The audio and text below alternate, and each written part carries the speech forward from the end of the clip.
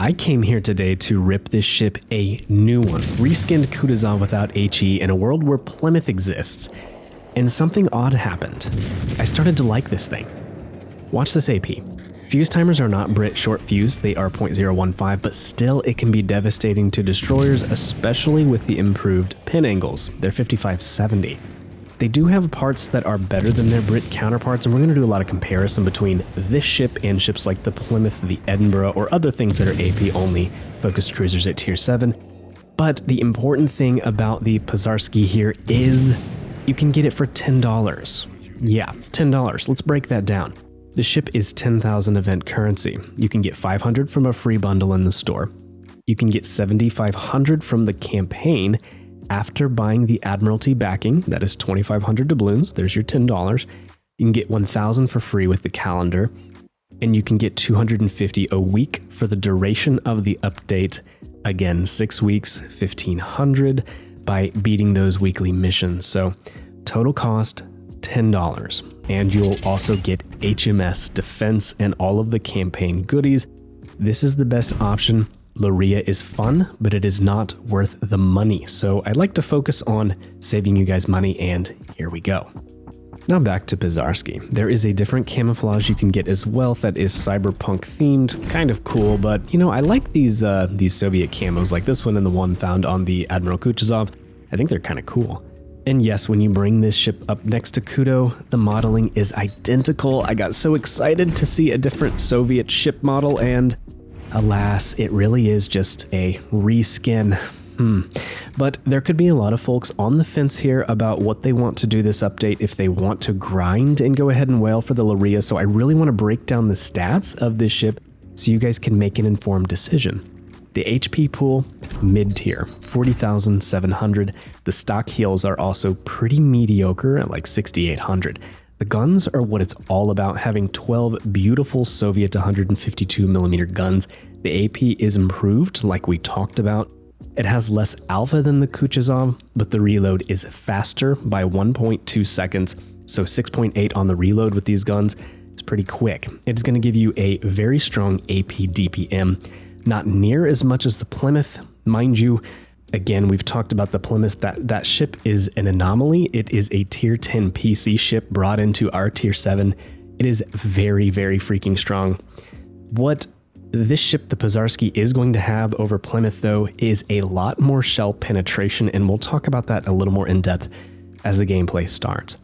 You have a powerful short-range torp armament, 5 per side, but they only reach 6 kilometers. Kind of disappointing. Your average AA DPS of 264, average blah, average speed of 33 knots, a big Soviet turning circle, a stupid fast rudder shift time like the Kutuzov, which always makes me laugh. I love to see how quickly the Kudo can change directions. I think I've done a rudder build on it before, and you can easily get it down into the 3 to 2 second area. It's fun, it's wacky, I love it. But that's basically the stats of the Pozharsky here. Here is the build we are using with a focus on accuracy and reload. Since we are an AP only ship, it's the perfect opportunity for this pirate guy here, which each AP shell hit will increase the damage by 0.5%. And if you max it out and you continue shooting a ship, it can go up to 15%. Now, that is actually pretty good when you look at the numbers on paper. Every shell hit you get, you're going to deal more damage, and eventually each shell on this ship could be dealing about 3,600 damage a piece, actually more than that. And that is very high for AP on 152mm guns that are cycling every 5.5 seconds or so. Yeah, it can get saucy.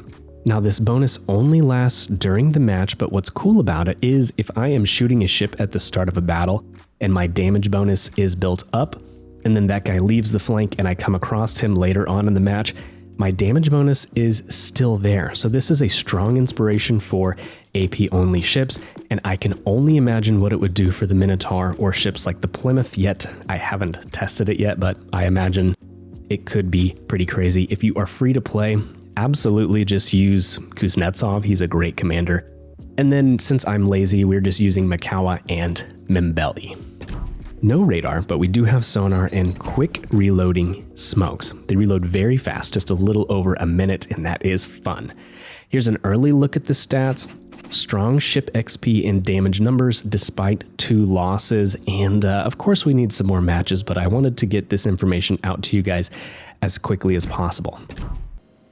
I have to start this off by saying, if you have the Plymouth, this ship is really not going to be worth getting, and let's just break it down a little bit more.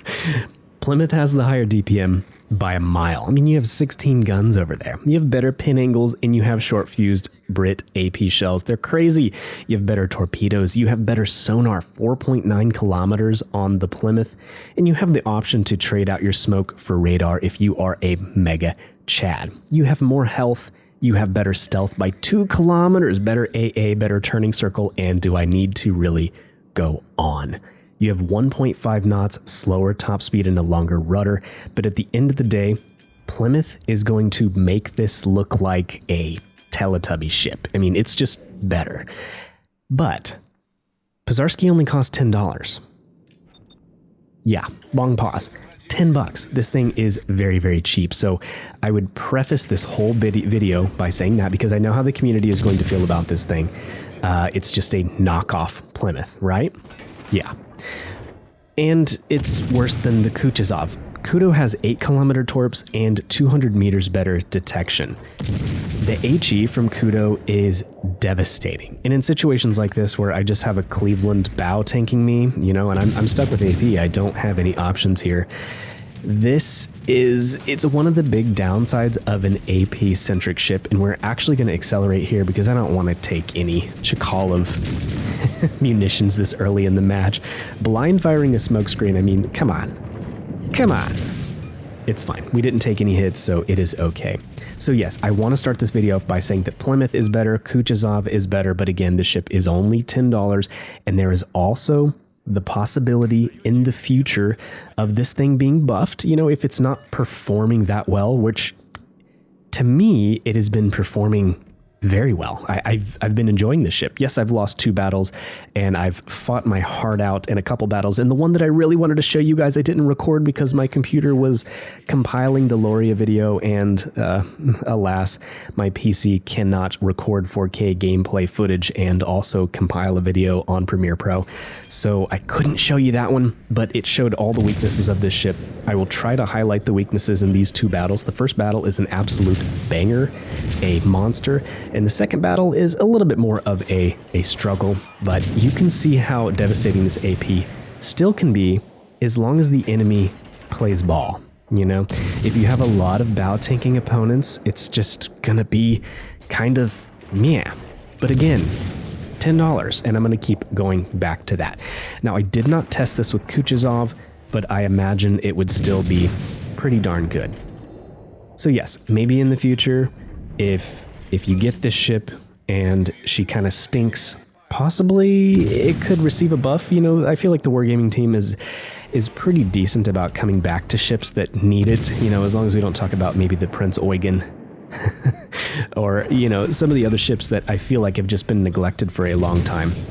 But yeah, these quick reloading smokes, this is something that I feel like is better than the Kuchazov. Now, Kuchazov has longer duration smokes, but the reload time in between each one is well over 200 seconds. And here with this ship, basically by the time the smoke is gone, you wait 20 seconds and you have another smoke. And this is immensely powerful in my eyes. 5 more seconds, we can smoke if I feel like I need it, but also I'm pretty confident in my ability to dodge Alabama shells. Some American battleships, or some battleships in the game, you get kind of used to how slow their shell velocity is. Alabama, Massachusetts, those American battleships that have the, what are they, Mark 45 guns, the 16-inch guns? They're slow. Georgia shells, very slow. So, you know, if you don't need to waste the smoke, you don't have to, but you always have the option here on Pozharsky, and that makes it fun if you have the spotting. And that is another thing about this ship.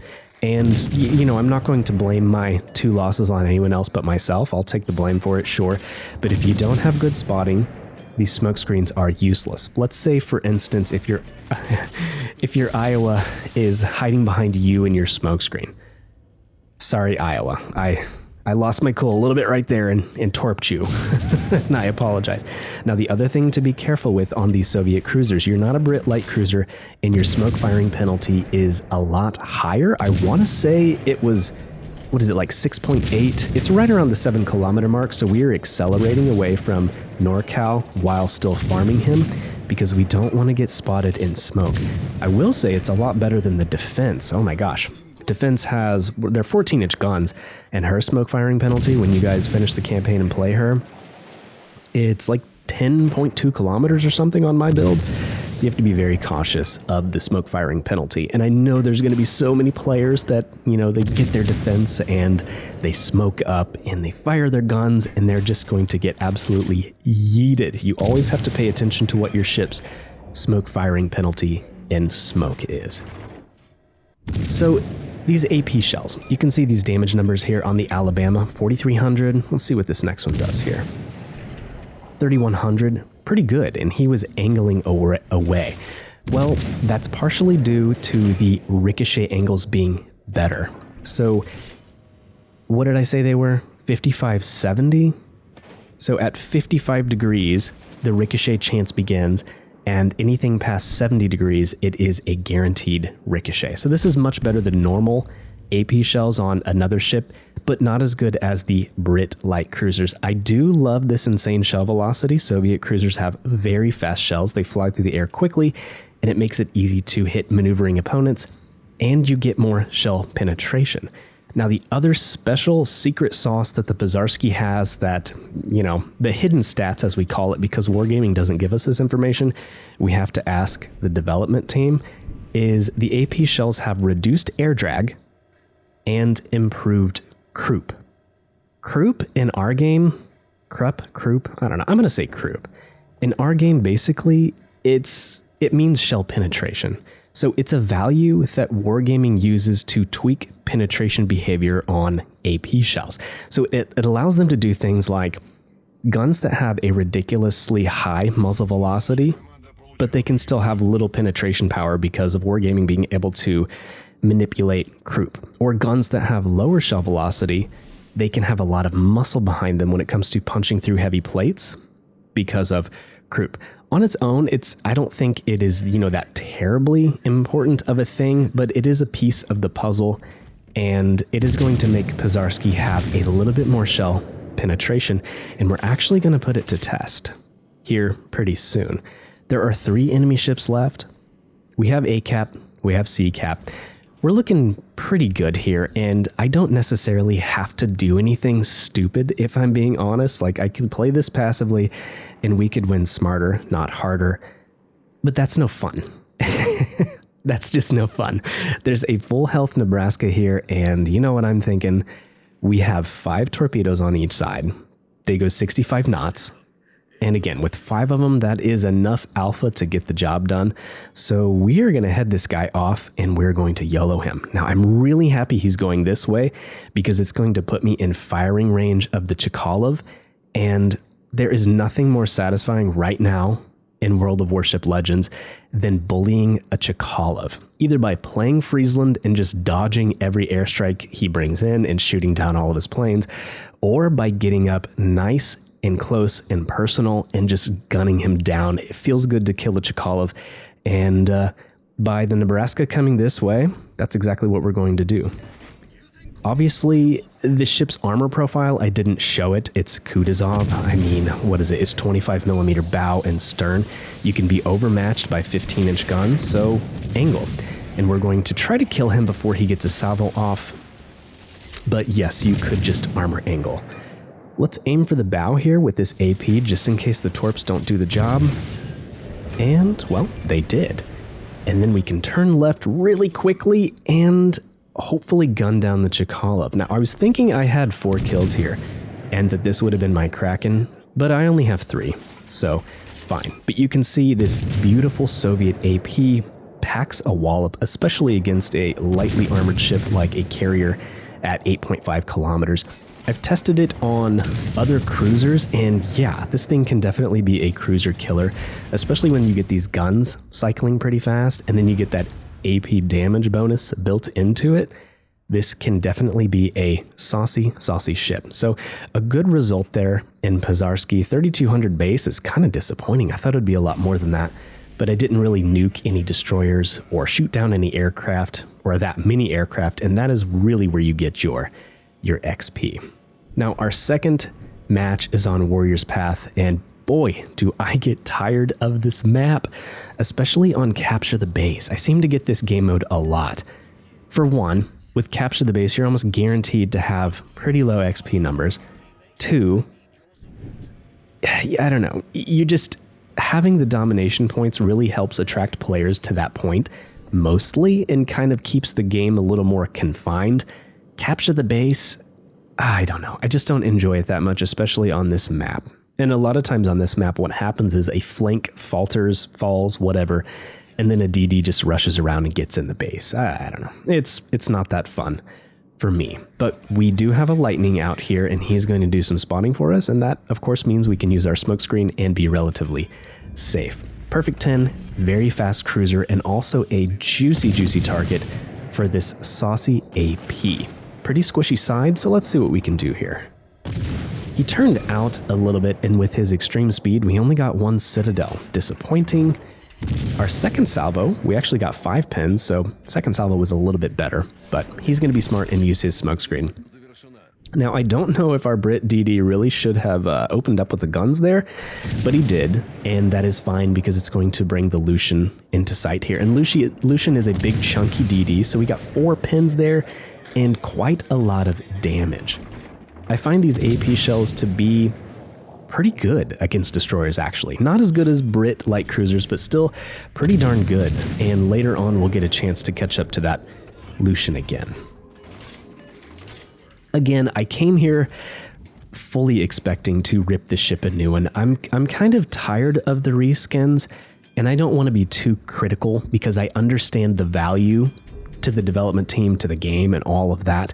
With very minimal effort, they're able to make another product, to make money, to keep the lights on, like we talk about. You know, I say that a lot on this channel. I want to save you guys money, but, you know, I also understand that Wargaming is a company, and we want them to make money, to keep developing the game, you know, to keep adding new things and things like that. So I see the benefit of it, but as a veteran player, it gets kind of annoying, you know? We got 4 more white ships this update, more reskins. Again, reskinned Kuchazov, all of the black ships, which I hate to hate on because I really like the black fleet. I love that. But I just feel like we get an awful lot of reskins. The pirate collab, the racing collab. And again, I see the benefit of it, and I don't want to dog on it too much. Geez, guys, look away. Man, I was toxic today. What was going on? I think what I remember was, well, first off, this was update day. And the gameplay on update day is awful. And then the other thing, I think I was a little frustrated in this match, and you're going to see it later. This has been happening to me on my account when I play in the evenings. For some reason, it's laggy. I don't know. You'll really see it later on, but just out of nowhere it gets super laggy, and nothing has changed. My ISP has been the same. I mean, it's not like my wife is downstairs streaming, you know, in the streaming there and downloading stuff on LimeWire or something. I don't understand it, but yeah, it's frustrating, and it's been happening every evening. So basically after 8 p.m. for whatever reason, I can't work on content for you guys anymore. Frustrating. We're looking for this perfect 10. I want to catch him with a big devastating AP salvo, but he is being smart and staying behind the island. So we're just going to creep up here and kind of see how things develop. And then I noticed the Lucian, and we have to go for the Lucian, absolutely. If perfect 10 wants to stay over here on this side, let's not waste our whole match waiting for him. Let's go up here and get some more damage. If we can kill the DD, that would be great, because this is a relatively close match. And here we kind of see it. So I fire the full salvo. Well, okay. We'll definitely see the lagginess here in a couple minutes. We're gonna get the kill on the Monarch, sneaking these high velocity shells over, and I'm just curious what my destroyer is doing. I just don't understand what he's doing. Lucian is angled, but I think we can still get, well, that was actually 3 ricochets. So he's angled just enough that we're not able to deal a ton of damage with him. And that is one of the downsides of this ship. In another battle, I chased a destroyer for probably 2 minutes with him firing the entire time. And because of just angling, you can negate a lot of the damage from these AP shells. So keep that in mind. That is a big downside of this ship. It really requires it. There you go. Did you see the Lucian right there? Yeah, that's been happening. Sometimes it's so bad that like one of those lag spikes would last nearly a half a second or 3/4 of a second, and then it's crazy. I don't understand what's happening. I will say that I am switching to fiber in about a week, and I'm hoping that fixes everything. I don't know. It's definitely frustrating, and at times the game is almost unplayable. I would say if you ever run against me in the evening, yeah, I don't know. Let's just hope it's fixed in a couple weeks. But yes, AP only ships, they are super easy to play against and negate. Ships like the Hampshire, the Plymouth, the Edinburgh, the Minotaur, if you have enough armor and you can stay bow in and just kind of weather the storm, then they're going to be wasting their time shooting at you. And that is a frustrating thing about the Pozharsky, and I want to point it out because, well, yeah, you could definitely be dealing with that. Now, Perfect 10's coming around the corner. We have very slow turret traverse, but we're going to get them on target in time. And the beautiful thing is, since he fired, we can get this free salvo. Of course, I'm going to get spotted, but it allowed me 1 salvo, and I'm really surprised by only getting 1 citadel right there. We get 3 that time, and then the next salvo should finish him off. But what it has caused me to do is to come under the Musashi's guns. See the delay? We got double citadeled, I think, or maybe just 1 citadel.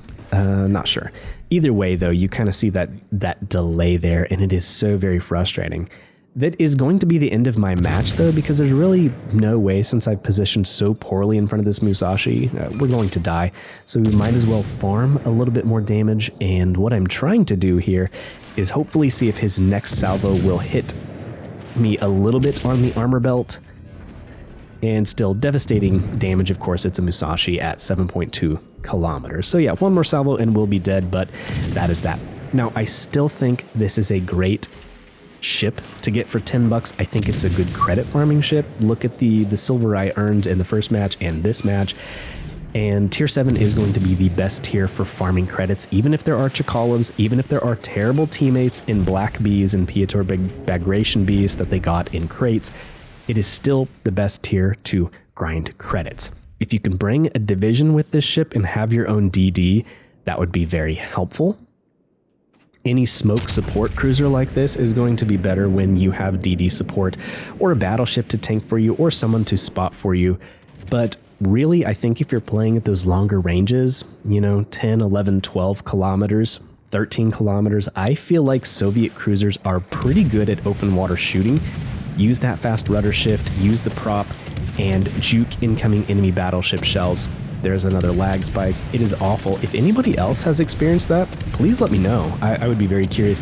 I know that another community contributor, Fat Guy Gaming, Dirty Mike D, he has also been experiencing this, which is interesting because we're in the same region, the same state of the United States, and his has been happening in the evening as well. So, curious.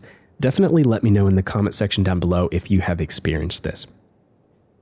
Despite all the shortcomings of Pozharsky here, I find myself enjoying her, and I didn't expect that. I really didn't. I definitely came here to make fun of this thing.